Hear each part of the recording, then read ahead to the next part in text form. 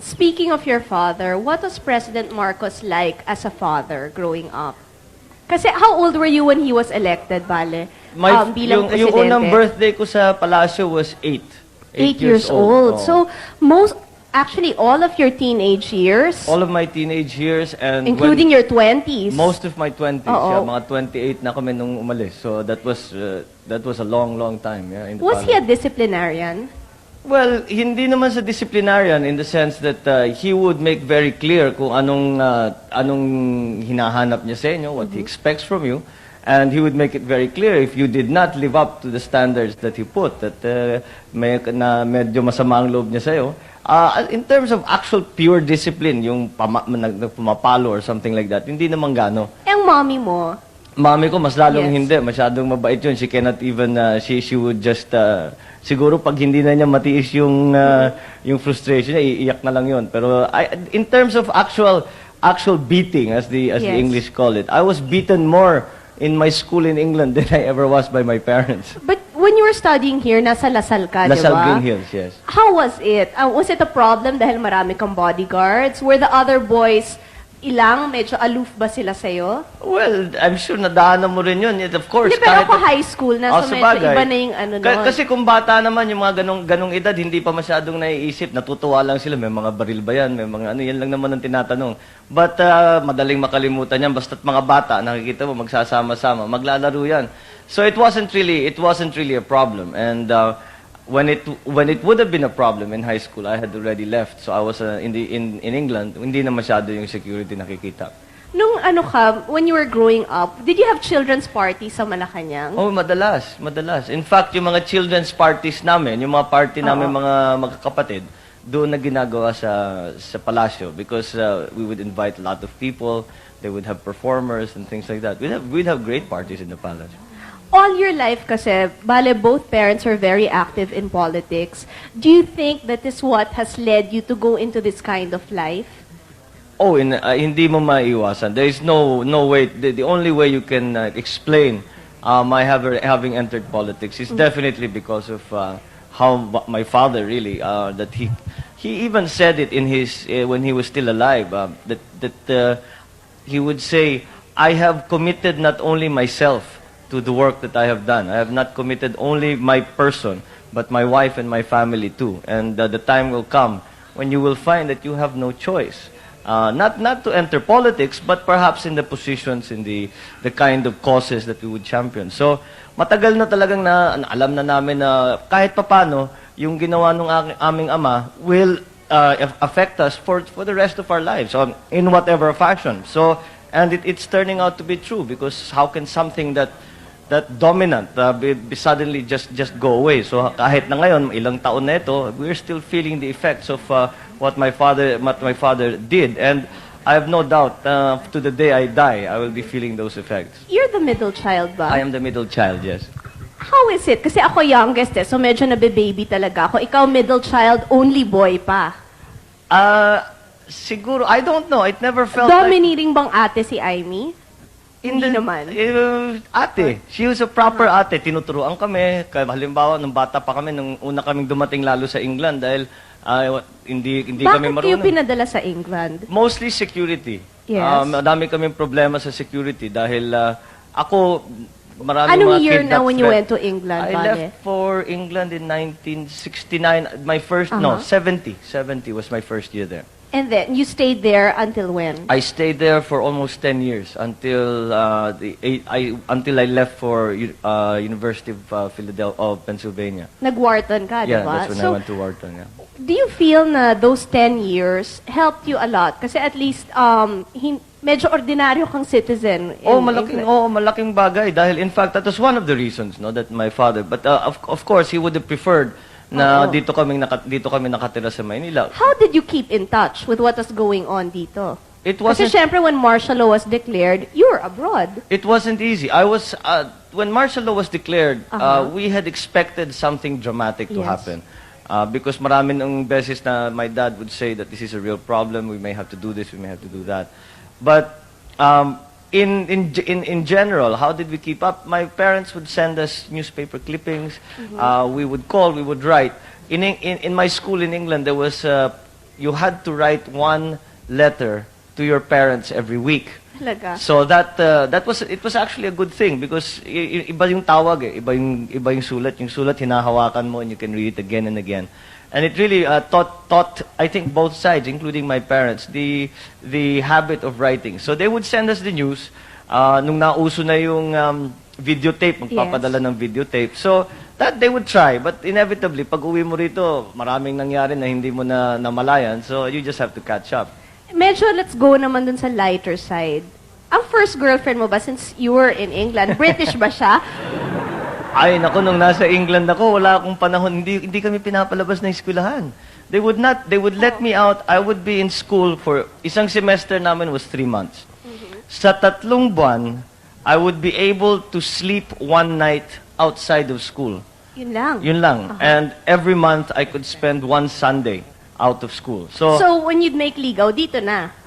Dito na siguro sa Pilipinas. Kasi dito, doon, halos di ka, kahit yung mga restaurant, yung mga bar, di ka makapasok, yung mga nightclub. Dito, hindi masyadong stricto, kahit basta't may kasama kang may edad, they will let you in. Do you feel na a lot of the girls were fawning over you na pinagkakaguluhan ka dahil Bongbong Marcos ka? Or do you think it's your charming personality? I don't know. I don't know that they were fawning over me to begin with. I don't know kung bakit lahat ng tao, ang kanilang impression sa akin are that the women were fawning over me. Believe me, there were times I would be calling, trying to get a date, and I couldn't get a date. Why suddenly this image of women fawning all over me? But I don't know. I think yung you tell me if I'm right. Yung pag-anak ng presidente, that last mga 5-10 minutes, unless may complex na talaga yung tao, yung talagang galit sa'yo dahil anak ka ng presidente, wala ka na magagawa. But karamihan naman ng mga tao, pagka nakausap mo na, after 5-10 minutes, wala na, that's over. Except for the fact that you're surrounded by Would anybody have the guts to say na, oy, pare, galit ako sa'yo, bakit ganyan naman ang mga magulang mo? Would they dare do that to you? Hindi naman. Meron, magkikriticize sila pero hindi yung galit ako sa'yo. Sasabihin, bakit naman ganyan? Alam mo yung tao, hindi ganyan dapat, hindi tama ang ginagawa, hindi ganyan ang tingin sa ginagawa ninyo, etc., etc. So, inevitably, that would happen. Kasi naman, if you have good friends, they will tell you what they believe to be the best. Pagka naman sa tingin nila, it's a criticism that is not merely not mischievous or naninira lang, then that's valid and you just accept it. How would you react about the criticism hurled at your parents through the press and through the mass media? But before you answer that, we're going to pause for a while. Napaka-interesting ho ng ating discussion with Mr. Bongbong Marcos. Please don't go away. Criticism kung tawagin, let's say sa mga payagan, sa radyo, sa TV. Well, we have been experiencing my father's political life for a long, long time. I remember in 1963-64 when he was Senate President, wala kaming narinig kundi oust Senate President Marcos every day. I remember that. So we've been used to this kind of thing, no? And kahit papano, if you're in politics, there's no way around it. Wala ka namang magagawa na lahat masaya eh. Merong magkikriticize kahit ano pang gawin mo. So you just have to take it as it comes. And as I said, keep your mind open. And kung talagang it is a constructive criticism, then sige, makinig ka. But you also have to not take it all to heart. Because kung minsan, etong mga nagsasalita ng pinipintasan kayo, is not because they really believe that, dahil kalabang mo eh. Siyempre. Ano pa naman gagawin nila? Alam nga naman na pupuriin ka. So, it is part of their job. So, you just have to trabaho lang, ganyan lang naman talaga. Bong, how many % of your father's ideology did you believe in? Meron bang times na sasabihin mo, hindi ganyan eh. Ito yung pananaw ko. Lalo na, I guess, when it came to youth affairs. Well, I think it came after it so happened that when all this turmoil was going on here, I was in England studying one of the subjects I was studying was political science. And many times, especially when it is explained to you in a very idealistic way, as it is in school, sasabihin ko, di kung ganun, bakit yung sa amin ganito? And uuwi ako, Dad, explain mo nga sa akin ito. And we would argue. And I came around to his way of thinking. And in terms of the pure fundamental ideology of what my father was espousing, I think that still is valid even today. Of course, the time has changed and much has changed. The Philippines has changed. The Philippines have changed. Do you talk to nandito ako nung pinag-uusapan ng kabataan. Ang kabataan ngayon, napakalaking iniba na kaysa sa kabataan na nakaraan. Do you think pwede pa tayong bumalik dun sa, could it be possible na martial law would come back to the Philippines? Could a person be as strong as your father was? Or do you think we have enough electoral safeguards ngayon at malakas na ang Senado at Kongreso na imposible nang mangyari yun ulit? Well, speaking as an oppositionist, I don't know. I don't know na malakas na ang Kongreso at saka ang Senado because the Pangasinan Express is one term that has been used about the House about the Congress. But I think it is not how my father was able to consolidate his foundation was really the key. And if we are going to talk about martial law, ang martial law, ang inaasahan mo, ang sinasandalan mo diyan, ang militar. Yes. At kung ang militar ay hati, wala kang hindi mo magagawa ang martial law dahil pag nag-declare ka ng martial law, kalahati lang sasama sa iyo o ilan lang ang sasama sa iyo. Yung iba tumututol, kakalabanin ka pa. So it won't work. It really, many people have the impression na naging ganun yung ama ko dahil naisipan niya mag-martial law. Hindi sa ganun. Ang nangyari, inisa-isa niya yan and he had to consolidate his power, the foundations of his power. And you cannot, it is not something that you do by the stroke of a pen. It is really a political exercise by which you bring all the forces allied to you together. Na pag you declare something like martial law, I do not believe that the military is as united or has been as united since the events of 86. But are we better off this way now? Wala tayong General Ver na strongman lang, na medyo yung power talaga is divided. We are talking about friends of mine, so I would beg to differ. I would beg to differ about your outlook. So, but I don't know. The military should really be as one. And it is, I spent a little time in the military. And to see soldiers literally shooting each other is a very painful thing. And that is something that is to be avoided. So if we can avoid the involvement perhaps of soldiers in politics, maybe that would be something. But the way things have happened, the way the history has unfurled itself, is that I would say that the soldiers have perhaps also earned a right to be part of the political process. Now, how they will exercise that right is something that we in the Philippines will have to discuss for ourselves and decide for You're ourselves. not talking naman about a junta. No, not necessarily. Not necessarily. You see, there is an idea, especially from the Western governments, that the civilian authorities over the military should be paramount. I agree with that. But whether or not the military should be allowed to make themselves felt as citizens is perhaps another question. That we in this country, paano mo ngayon paatrasin ang ramo sa politika? Hindi na naman sasabihin, let us now suddenly declare that all military people are not allowed to involve themselves in politics. That would be crazy because you just couldn't do it. Siyempre naman, dahil at sila botante din. Hindi lang sa ganun, nandyan na sila. Pinapag-usapan natin si Greg Hunasan kung tatakbo o hindi. Nandyan ang paano mo sasabihin? Kung tumakbo siya, iboboto mo ba siya? Si Greg, depende sa plataforma niya. And so far, sa pinapag-usapan, yung napapag-usapan, he is still reformist. And what he intends to do, what he has said that he would do. Does it impress you? It seems to jive with much of my thinking. So I would like to get into it more. I would speak to him about it. But on the face of it, I would say that perhaps we would have much in common. Kinukyu na nila ako. But before we go to our commercial gap, I need a lighter question from Tita Swarding. Gusto ko marinig yung bong. Thank Yes, you, Tita Kris. Swarding. And good evening, Bongbong Marcos, no? Kasi Bongbong,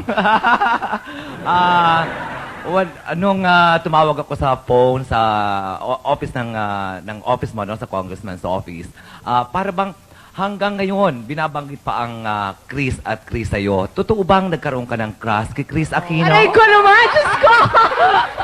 Okay, sasagutin ni Bongbong yan after we pause for this. Please don't go away. Kapayapaan sana kalayaan sa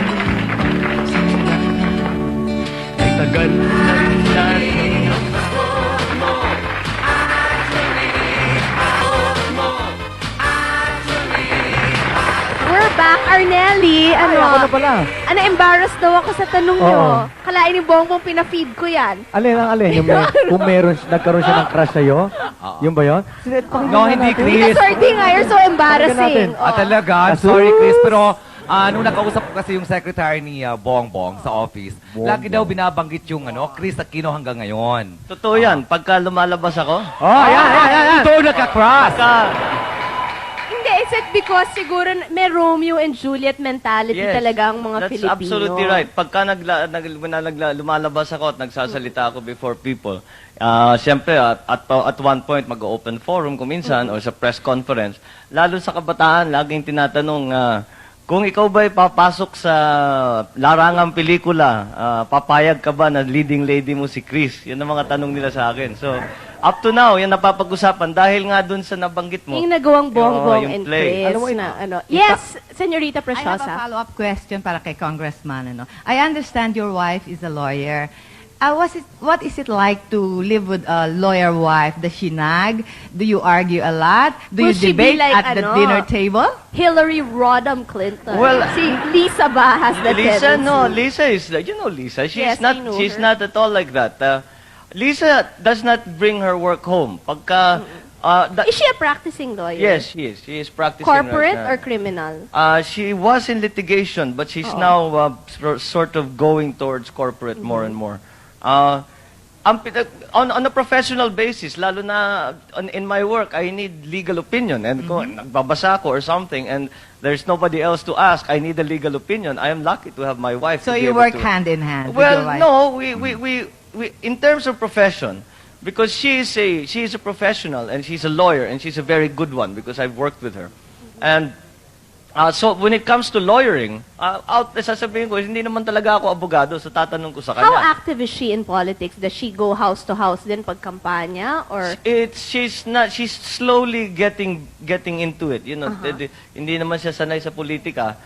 In fact, pagka sinasabihan siya na kailangan siya pupunta rito, lalabas dyan, she always says, I'd rather work quietly behind the scenes, maybe help with the arrangements and how all is that. your mom as a mother-in-law? Oh, she's great. She's great. talaga? Oh, yeah. In fact, I always tease her that she's nicer to the in-laws than she is to her actual kids. She's much stricter with the kids. With Greggy and Tommy and Lisa, she's always very supportive. Pero sa inyo, Well, sa amin, iba na talaga pagka-anak, magkamali ka lang, anak mo yun, you know. She says again, it's those levels of standards that my father said. I suppose it's the same kind of thing that she's trying to continue to keep uppermost in our minds, that there is a level of standard that you how Okay, old is your excuse me. son now? My son is 10 months. Oh, 10 months Mag-1 old. year na. March na pinanganak. So, do you think na your son will also be geared towards following in your footsteps? I always say that my son will not be pushed, or he will be exposed to everything that goes on in the real world. But he will have a choice. And when the time comes for him to decide what his career will be, he will have a choice. He can be a musician, he can be a writer, he can be a politician, he can be anything he wants. Speaking Chris, of exposure, Chris. sorry, Nel, last question ito kasi. Meron lang Kasi sana itong- akong gustong ipagawa eh. Hindi, Oo, tungkol lang sa sige. exposure Okay, kasi. Kasi di ba, ang 1986 had a profound effect on my life, as I'm sure it had a profound effect on your life. Do you think na with what happened, did it bring your family closer together? Dahil di ba, in the face of adversity talaga, sino bang nag-unite kung hindi yung magkakapamilya? Totoo yan. At pagka sinasabi sa akin, what are the good things that happened, because of this, the exile. And sinasabi naman nila, sinasabi ko, isa sa pinakamagandang nangyari, talagang naging malapit kami mga pamilya. And Yes. and I wasn't married yet then, but my sisters were with small children. And sinasabi nila, mas mabuti na rin in a sense that they now found the time. Kasi kung hindi nangyari yun, they'd be working, they'd be doing things, hindi nila nakikita yung kanilang anak. Whereas now, they are able to when we were in exile, they could spend time, yung walang ginagawa. Was it a difficult adjustment? Kasi for us, it was a very difficult adjustment because biglang walang adjustment period, di ba? Normally, when someone is elected, meron kang time for yung ano, 'di ba? Like in the Yeah. States, from Because- November, January pa bago nagkaka-inauguration. So, maganda yung turning over. Ito bigla-biglaan. Sa inyo ba how did it feel na biglang hello, goodbye Philippines, It was- hello America? And- It was shocking. In the pure sense, you were Nalaman mo ba kung sino yung mga tunay na kaibigan? Oo. They say that's what normally happens. Well, Ano? talagang makikita mo talaga kung Marami sino ba yung talagang didikit o hindi. balimbing, Bong? Yes. Bakit? Sorry. Ano as we've mentioned, this is history in the making, Oo. Pero matagal-tagal Pero bago yung- maulit ito masagot na... mo muna sa kanya yun, yung Tingnan, mas tungkol sa maganda- balimbing. Ay, yung balimbing. Oh, sige. Oo, marami mamaya pa talaga. makopa naman yung sabi mo. Sige. Kung maraming balimbing, hindi, alam mo, ang tingin ko ganito, people are not, hindi naman masama ang tao. Meron masama talaga na hindi naman kailangan mamintas pa marami pang sinasabi. But there are people na makikita mo, that's their survival din Hinate mo ba kami? Ha, Ano yun? Hindi, Teka, ito na nga. Ito nga magandang kasi I was segue dyan. explaining that to him. Na kasi Sige before, I was telling him na I was a year and a half, tapos sabi ko, kulang na lang isipin ko meron kayong mga horn sa ulo ko. Dahil, syempre, di ba yun ang kinalakihan ko? So, I Sige was nga, sige wondering nga. kung was the situation the same for them? Well, I think, in our case, because we have, as I said, been in politics for a long time, yung mga personal na namin, hindi masyadong pumapasok yan sa hate and love. And, well, siguro sa umpisa, when unang reaction mo, sasabihin mo, bakit naman ganito? Bakit yung mga taong ganyan? But after a while, lalo na yung sa 86, nung nasa Hawaii kami, sabihin mo, ganun talaga ang buhay, wala kang magagawa, just get on with it. And again, we really came to the conclusion that to cloud your mind with all of this emotion, especially when you're talking about your public life, is a dangerous thing. So, iniwasan namin yun. And with all of- Nakakayanan niyo yun to separate it. you have to. You just have to. Okay, Arnelli, Oh, go. ito na. Naku, nakabuelo rin ako. Sorry! Alam mo, ibang klase ka talaga. Nag-absent ka lang ng isang Lunes Nag-turbo ka na Hindi na, si Kasi nga, Tita Jo Marie katu- nagpapa-impress. But you are very, very good. Pero Kris, alam mo, sinabi nga natin, history in the making ito na interviewin mo si Congressman Bongbong Marcos. Now, hindi na tayo siguro makakapag-antay pa ng isang beses na maulit ito. Na kung sakasakali, magkabaliktad ang sitwasyon na si Congressman ang may show at ikaw naman ang i-interviewin. Pwede ano, siya ano kaya kung baliktarin natin for a while? Congressman, is there a question in your mind na noong pa, hindi mo pa namimit si Yes. Kris, puro sa dyaryo lang, ano ang gusto mo itanong sa kanya? Yung mainit-init, Well, I suppose ganun kahit din. hindi political. Kahit hindi Oh, political. wag mo na political. Ay, hindi political. Dahil hindi na wala naman sa larangan politika si Kris. So, I would... No, I would... Yung mga nai-headline. Yung sinabi mo parang... A question for Kris Aquino from Ito, Congressman natatawa na Bongbong siya. Marcos. Delikado na ito. Hindi, yung sinasabi mo, akalain nyo sa amin may sungay na and all that. How did that come about? Because we were Hindi always... naman ikaw siguro personally, but syempre, di ba, ang nakatatak sa utak ko, the reason my dad was in jail was because of your dad. So, tapos, gano'n ka diretso daw. Hindi, totoo naman ho talaga yun. Kasi nga, I was explaining to him, I was only 18 months old when martial law was declared. So, 18 months lang ako noon. So, syempre, ang kinalakihan ko, dumadalaw kami sa Fort Bonifacio. And tinatanong ko, bakit ganito? Bakit ganyan? And syempre, bumabalik sa daddy mo. But then, I remember, of course, na your mom was very nice to my dad nung nagka-heart attack ang daddy ko at ang mommy mo nag-facilitate na makapunta kami sa Amerika. So, hindi naman ako blinded totally na lahat ng ginawa nyo evil. Hindi naman ganon. I once saw your dad when he came to the palace. Yes. Na balitaan namin I was hanging around. Si Daddy nag-iisa sa opisina niya. Sabi ko, bakit walang tao? Bakit walang bisita? Sabi, pupunta si Ninoy, mag-uusap silang dalawa. And your father arrived. And I was so surprised, nakatago ako sa likod. As usual ko, basta't may alam kong medyo importanteng nangyayari. Like, you talk about history in the making. That was history in the making. Nakatago ako sa likod. And I was so surprised. Ang tawagan nila, Brad. Because they were both Hindi, from sa Upsilon, di ba? And I remember a question that my father asked. And it's, your father asked this. Sabi, Brad, bakit mo naman ako kinukulong? Bakit mo naman ako linagay sa Fort Bonifacio? Ang tanong naman ng tatay ko sa'yo, Brad, kung ikaw nasa posisyon mo, sa posisyon ko, hindi mo ba gagawin? Ayun, nagtawanan silang dalawa. So I suppose they were able to see further than Well, that. siguro, di ba, pagka mag-anak ka, mas matindi talaga yung Talaga. nararamdaman Well, mo. sa bagay, kung ganun ang Kung siguro, papag- if 8 months from now and you were jailed, siguro, yung anak mo rin naman siguro, yun ang kalalakihan. Kung sino man yung in power at that time, will also be, I guess. Well, I suppose it's inevitable that would happen. Basta especially sa Philippines, where the politics is taken so personally. Yes. Napakalaking problema natin yan dito sa Pilipinas. Dapat ang politiko hindi naman dapat pinapasukan ng personal. But But in fairness naman, I've always said, every time napapanood ko si Bongbong na napakatalino niya, napaka-articulate na, at mukha naman siyang hindi makakapatay ng tao. So, yun naman ang sinasabi, di ba? Mukha siyang mabait talaga. Chris, Yes. excuse me, no? Ang ganda kasi ng discussion na talaga sobra over my dead body. Sa totoo lang, saludo ako sa inyong dalawa. Hinahangaan ko kayo kasi napakatalino nyo, ano? Pero kayong dalawang tatanungin ko, someday, may ambition ba kayo na tumakbong presidente? And would you be like your father? Aha. In case you'll be At the maglalaban pa kayong dalawa. president? Oo. Hindi ako, Would the scenario be the same? I think in my case, mas mahirap siguro because babae nga ako. And yung sa mommy ko was a very special situation. I think to this day, very, very male chauvinistic ang ating society. So mahihirapan pa ho ang mga babae. I don't know if 30 years from now, the situation will be different. Aha. Pero ako siguro gusto ko hong maglingkod sa mga mamamayan, but I don't think politics is my cup of tea at this moment. Yes, what about Bongbong? Excuse mo, Bongbong. Una, I beg to differ. Ang mga, wala nang, lalo na ngayon we'll talk again about the youth. Yung mga kabataan, yung mga chauvinistic na dating cultural impediments natin, wala na ngayon yan.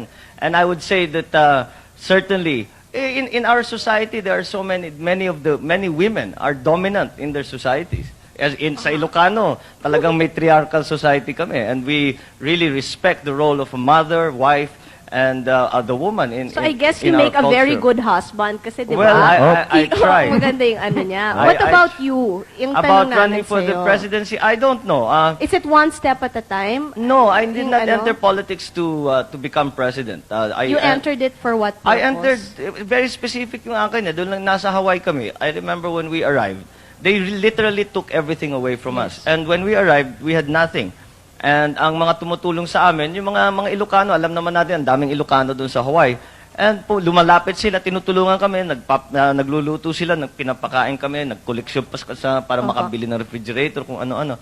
So, you can imagine, this is somebody who Mararamdaman mo talaga Oh, yeah, yung pagmamahal ng mga tao. So, ang aming iniisip, sabi, kailangan natin magpasalamatan itong mga ito. And this is how well do you serve the province? But also, I wanted to be part of the national debate. So, I Yes. entered, sabi ko, ideal ang Congress.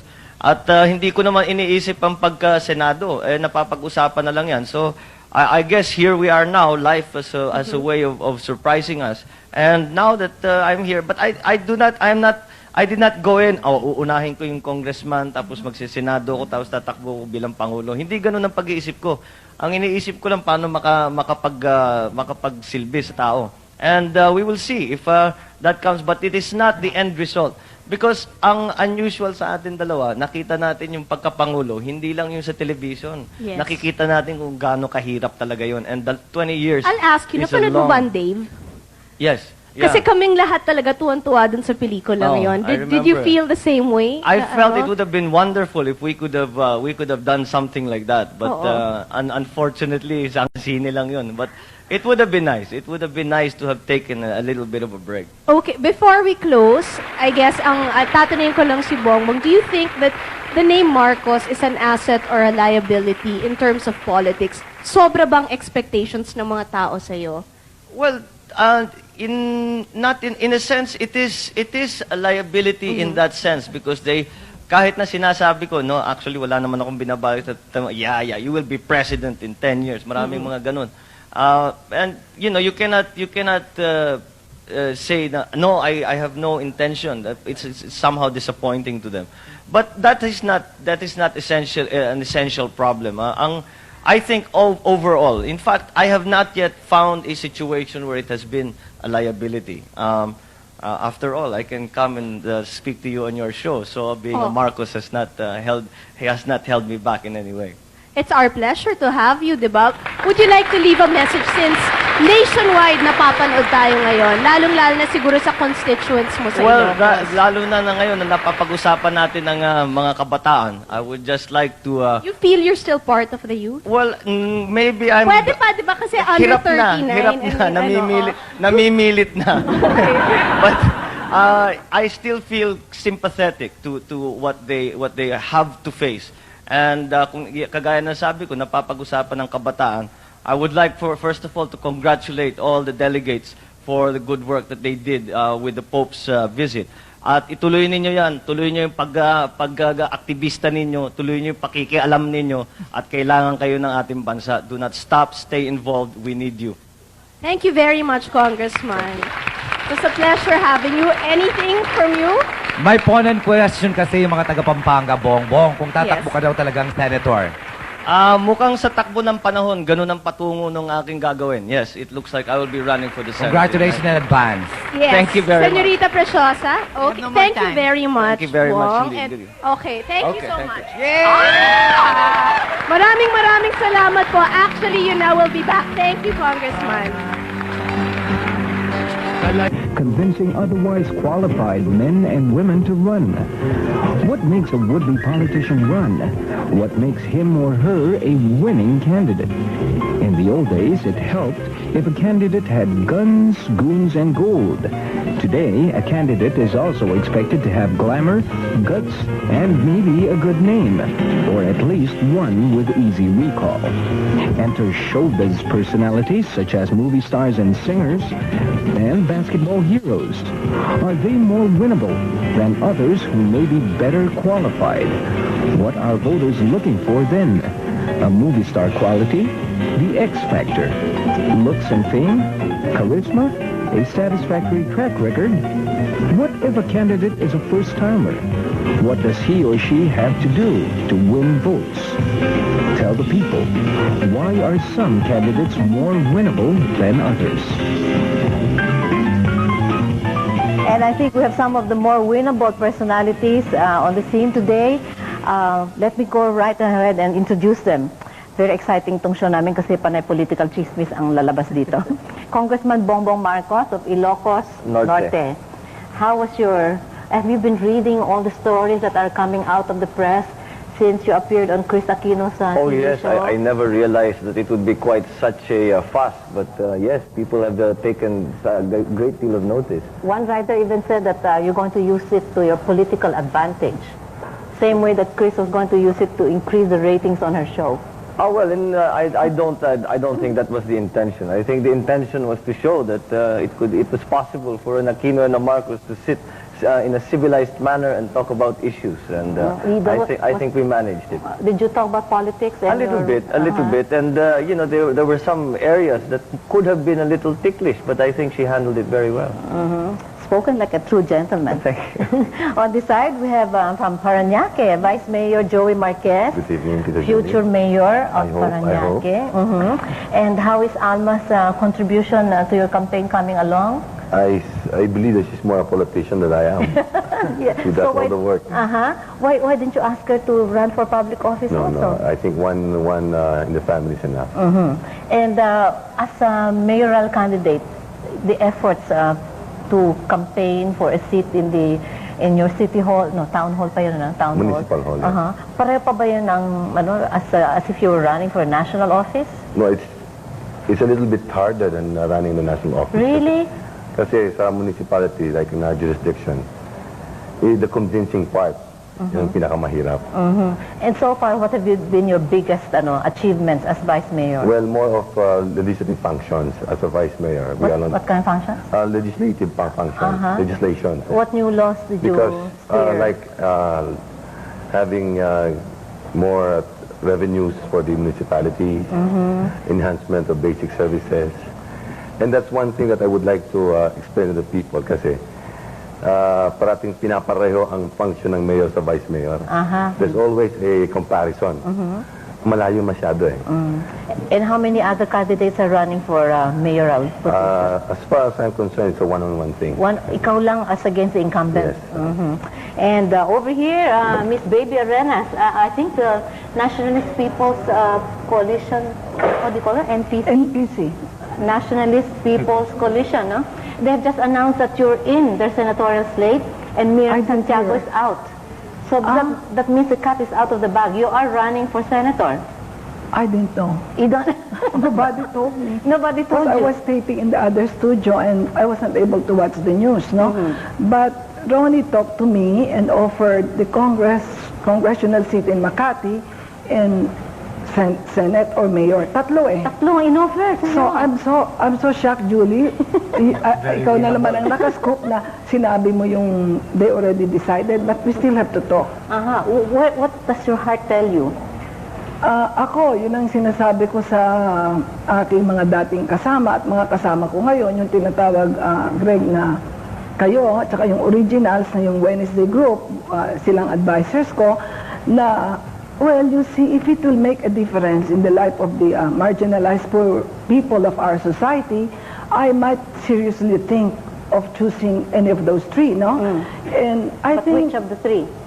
And to push through for policies and social reforms. So, sa tingin ko, mas sikreto na muna yan. Kailan I will ang deadline? Ang filing I ng think 3, no? certificate of February 3. February 3. February 3. Okay, and from Pasay City, Mrs. Elaine Cuneta, who is running for Congress, no? For a congressional seat in Pasay. Elaine, so what party are you? The Cuneta party? The Cuneta Party. Cuneta party. The happy birthday. Happy birthday, Nino. Happy birthday party. Good. I don't belong to any party though. So that means you're an independent. Does an independent have a fairly good chance of winning, maybe congressional, mas madali kaysa senatorial? No, maybe it's also based on the constituents. Like maybe it's hard to be in the independent. It's hard to be an independent candidate if you are the first timer. But if you are a little bit known by the people and you have familiarized with your constituents and you have done so many projects for them, I think the Lord will help you to them to get the votes. Actually, they think of you as the reason for the success of Mayor Cuneta. No, the two of us. The two of you. And how is the mayor? Fine. Is he running again this year? For the last time. For the last time, which is ikailang term? I think, Hindi na I niya don't know. mabina. I could not remember. Ilang taon na yon? 30 years? No, 40. 40? More. As mayor? 40 as mayor. And he never wanted to seek a Not bigger only as position. mayor, he was a former deputy governor of Rizal before he became a mayor. And Sharon? Oh, no. Talagang wala. Wala pa. Wala pa. Pwede pa. Hanggang February 3 pa.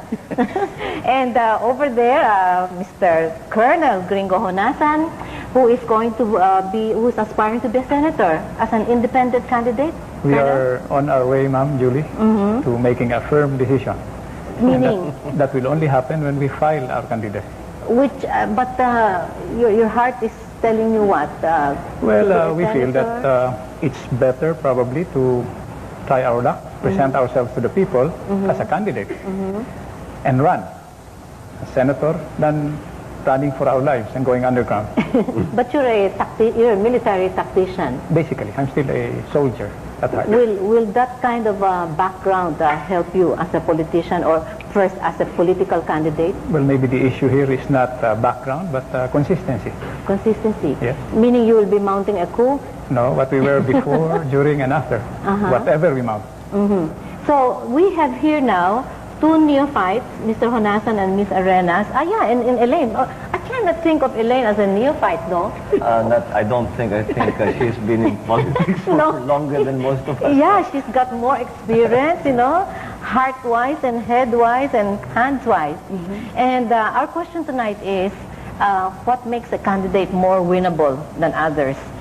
Maybe we have to zero in on the X factor. So I'd like our viewers to call us also, 931-8805, 931-5084, and 5085, to tell us what they are looking for in a candidate.